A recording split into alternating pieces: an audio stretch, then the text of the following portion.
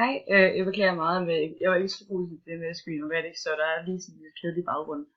Men, jeg vil gerne starte med nummer 1.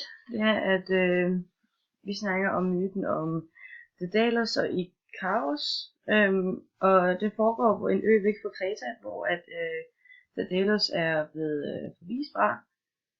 Og han prøver at finde en måde på at komme væk fra øen, så han opfinder de her vinger. Så hvor han så prøver at få hans søn til at prøve at flyve, hvor han advarer ham omkring, at han må hverken flyve for højt eller for lavt, fordi så sker der noget med ham. Så dør han, ja. Og så ender det så med, at søn han prøver at flyve, så flyver han for højt, og han bliver svæltet af solen, og han dør. Og så træeren karakteriserer personerne, og så har vi Daedalus. Vi har sagt, forvist fra sit fædreland.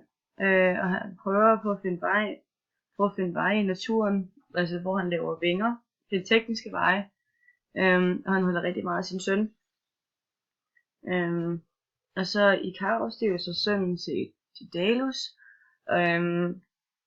og han laver de her vinger med sin far, og det er ham, der skal afprøve dem, og han dør så af at flyve op til solen.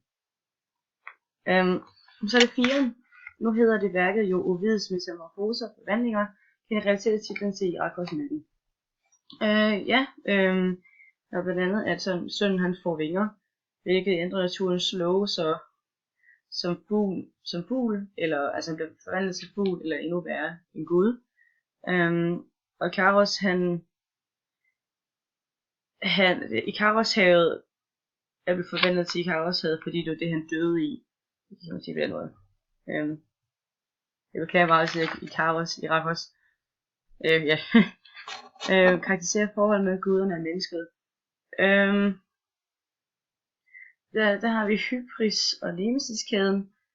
Først med sønnen, med T, det han ikke rigtig ser, hvad han kan. Og han får en advarsel fra faren, når han siger, at han hverken skal prøve at flyve for langt op eller for langt ned.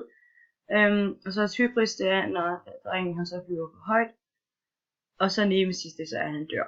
Men man kan så sige, at det er ikke Ikaros, der er den onde her, men dog faren, fordi han sætter sig selv op mod Gud. Vi siger på en måde, at han i starten er han heller ikke klar over hans egne egenskaber, faren, men så får han en måde advarsel på sig selv, fordi han ved, det her det er en risiko for sønnen. Og så hans hybris, det er, at han får drengen til at flyve. Og Nemesis, så hans søns dør. Ja. Og så sagt moralen i det står, at du må ikke sætte op mod guderne. Hvad med at beskrive Ovids sprog og stil? Ovids sang er blevet meget nem at læse. Den er meget beskrivende og lige til, og du kan nærmest sætte den op i punkthandling. Ja. Og den adskiller sig til Hesiods tekster, fordi Hesiod han er mere gentagende, og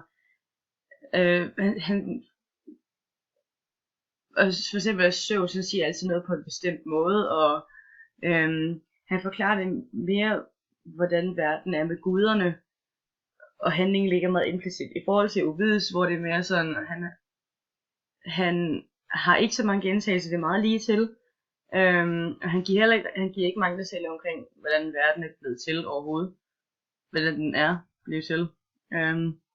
Og det er nemmere at læse end Hesiods, og handlinger er meget direkte. Men der er ligheder, fordi i begge deres historie er bedst rettet en mand, altså hvor man kan bruge kæden hybris. Ja, det er det.